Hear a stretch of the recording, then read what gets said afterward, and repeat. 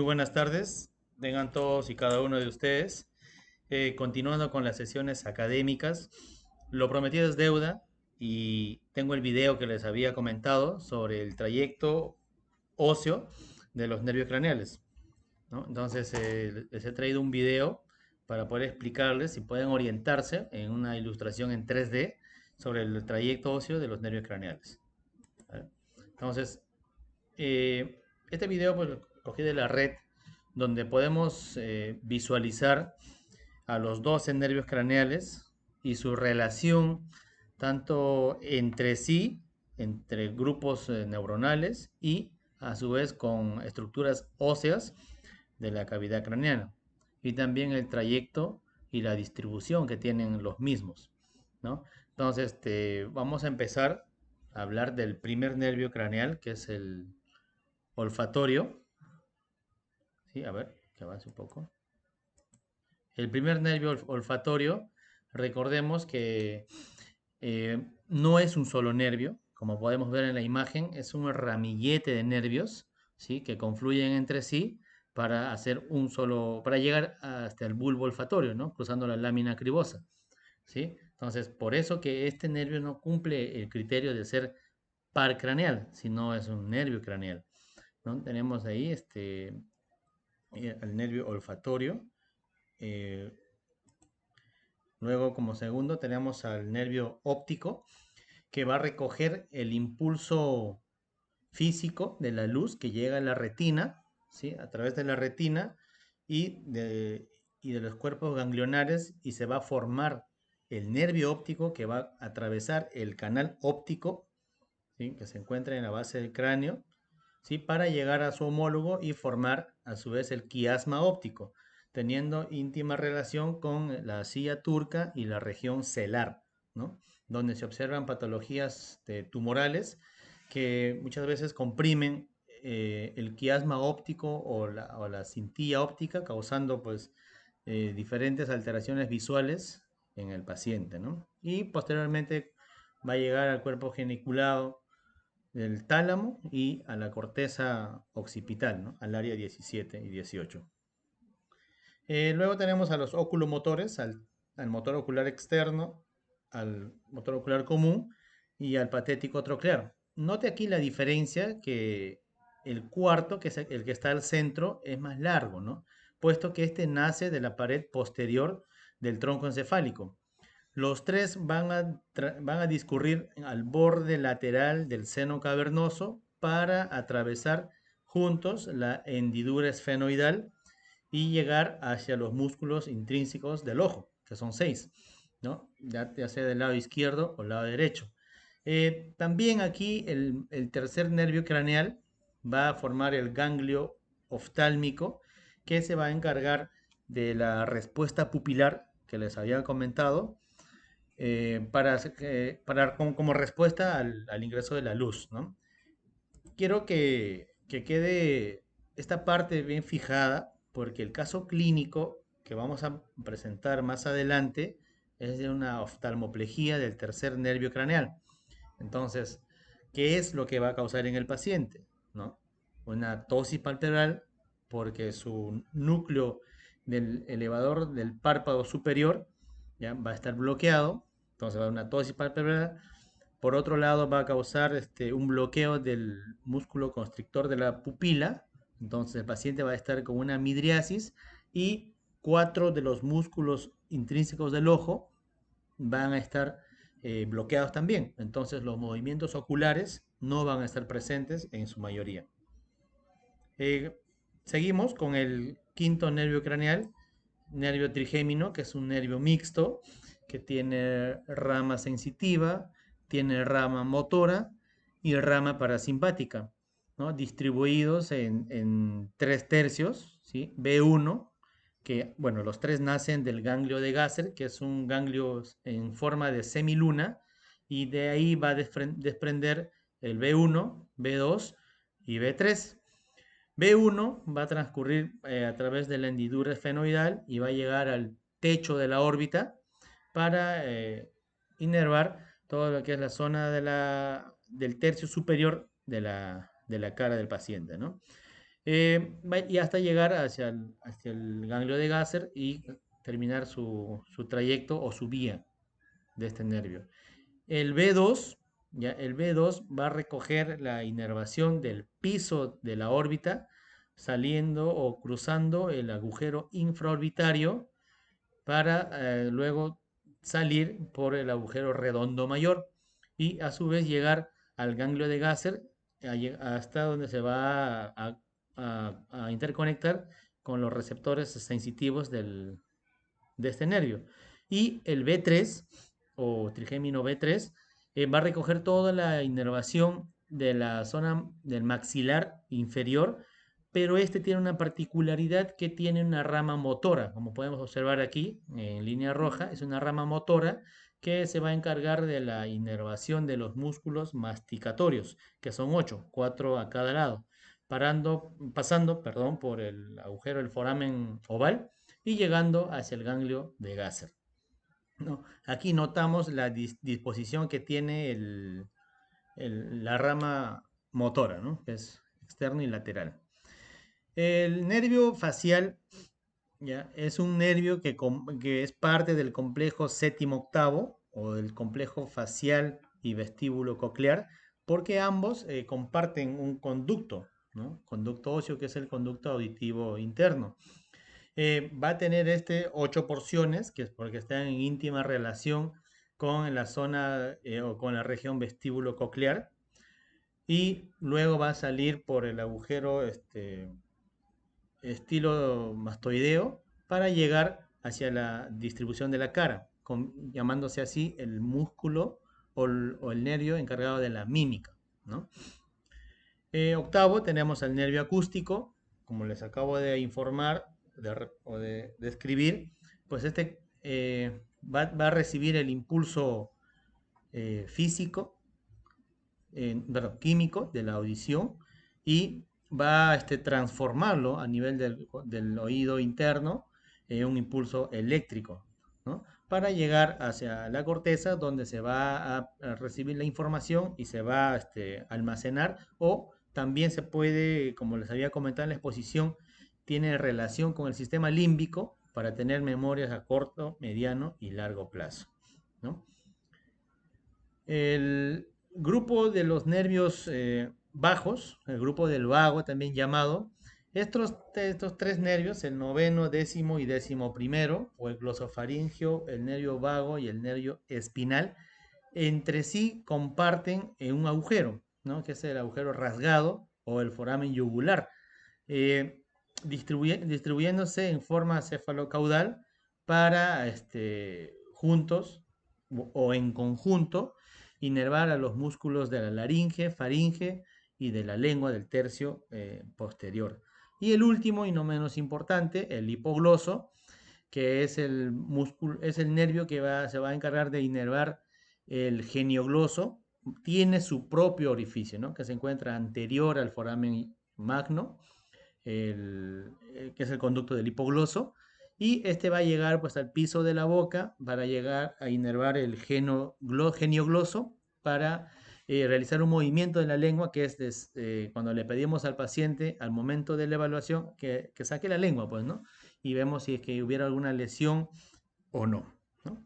Entonces, continuando con las presentaciones, tenemos los abordajes, ¿no? Para tener de conocimiento, porque nosotros como neurocirujanos lo que hacemos es operar, ¿no? Cuando observamos algún tipo de lesión o de algún proceso expansivo, llámese de tumores o alguna patología vascular, llámese aneurisma, se encuentran localizadas en esta región, pues tenemos abordajes quirúrgicos para los diferentes tipos de ubicaciones, ¿no? Cuando hay una lesión del primer nervio craneal, tenemos el abordaje endonasal transetmoidal anterior y el abordaje bicoronal. Como vemos en la imagen, pues este tiene íntima relación con la sutura coronal, y como es bi, va a abarcar ambas suturas, pues, ¿no? No entraré más en detalle de las características del tipo de abordaje, porque esta presentación es para que ustedes tengan de conocimiento cuáles son y cómo son, sobre todo, ¿no? Por eso hemos conseguido algunos gráficos. Para el segundo, tercero, cuarto, quinto y sexto nervio craneal, tenemos un abordaje que es el caballito de Troya de la neurocirugía, que es el abordaje terional o el órbito cigomático, ¿no? Como podemos ver en las imágenes, de arriba hacia abajo, de izquierda a derecha, está en una cuestión ordinal, de A a la F.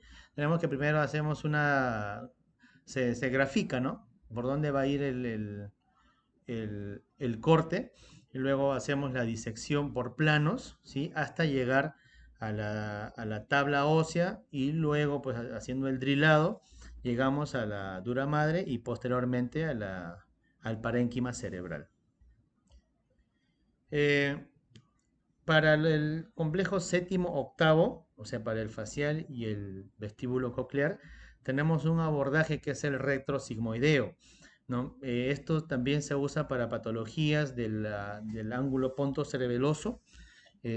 Como podemos ver en la imagen, es una incisión curvilínea con base ancha, generalmente utilizada para neurinomas del acústico de tamaños mediano a grande, ¿no? Y para el abordaje del noveno, décimo, décimo primero y décimo segundo, tenemos el abordaje FAR lateral, ¿sí? Que nos permite una visualización, como podemos observar aquí en el dibujo, del complejo de los nervios bajos, ¿no? Entonces, esto vendría a ser los abordajes que se utilizan actualmente para patologías que comprometen a las estructuras nerviosas, llámense nervios craneales. Entonces, tenemos un caso clínico, ya que estamos hablando de nervios craneales, un caso clínico que actualmente se encuentra hospitalizado en nuestro servicio, ¿sí? Es un paciente que está con el diagnóstico de oftalmoplegia del tercer nervio craneal. Un poco de teoría para poder entender qué es, a pesar de que durante toda la exposición se les ha comentado sobre la oftalmoplegia o sobre la lesión o los signos y síntomas que puede causar una lesión a nivel de tercer nervio craneal. Pues los trastornos de este nervio craneal pueden afectar la motilidad ocular o la función pupilar. Los signos y síntomas incluyen diplopía, tosis y paresia de la aducción pupilar, perdón, aducción ocular y de la mirada hacia arriba y abajo. Si está afectada la pupila y está dilatada, y se deterioran los reflejos fotomotores. Entonces, hay una clasificación para poder eh, determinar si es una parálisis completa o es una parálisis parcial, ¿no? Se dice que una oftalmoplegia del tercer nervio craneal es completa cuando produce una tosis palpebral, un estrabismo divergente, una diplopía y sobre todo una midriasis paralítica, ¿no?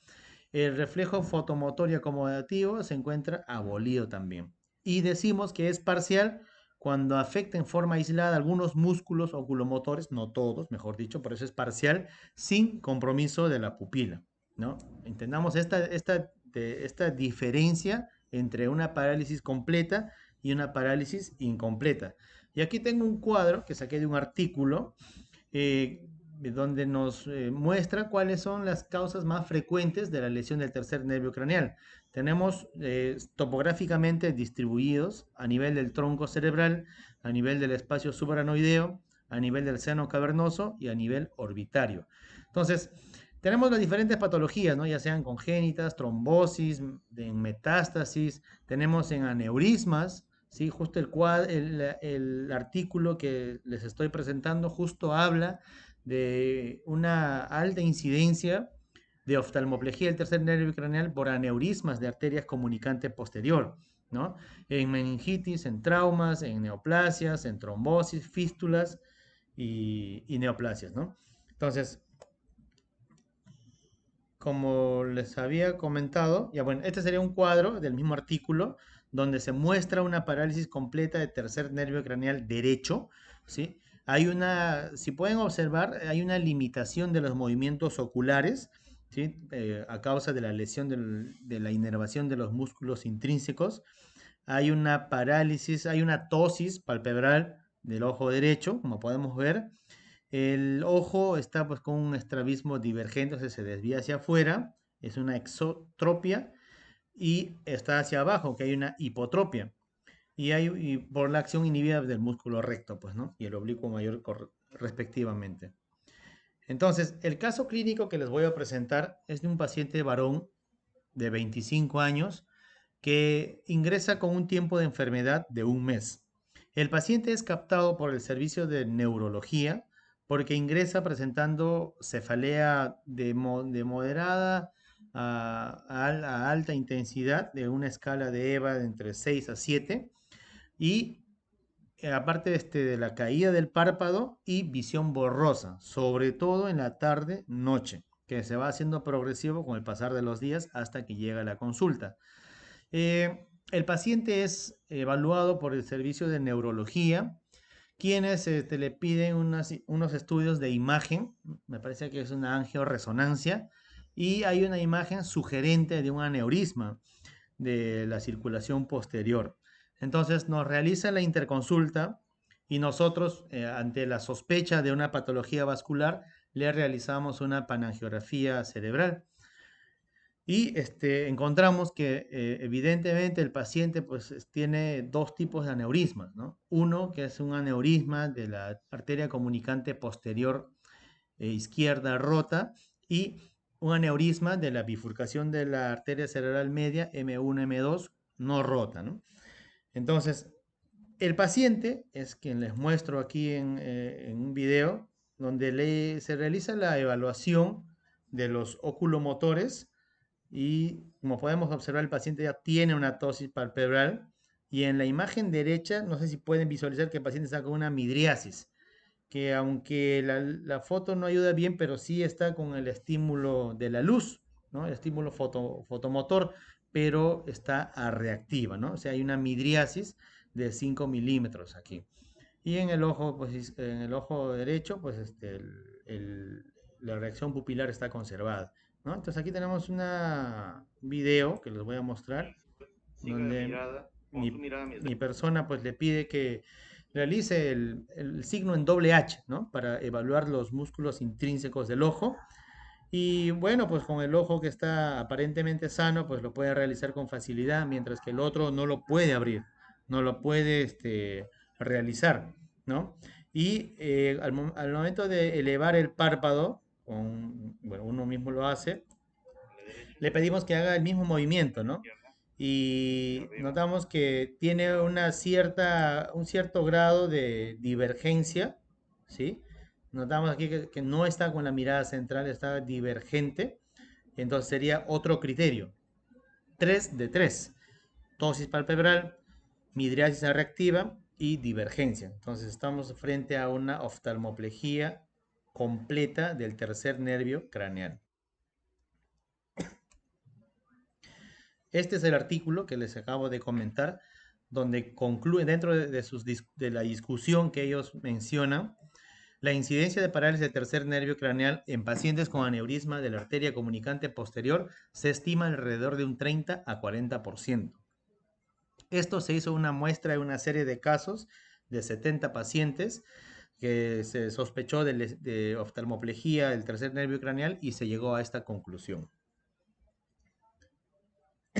Bueno, terminando ya la presentación, como discusión y conclusión, nuevamente exhorto a la importancia que se tiene de saber evaluar el estado de conciencia de un paciente.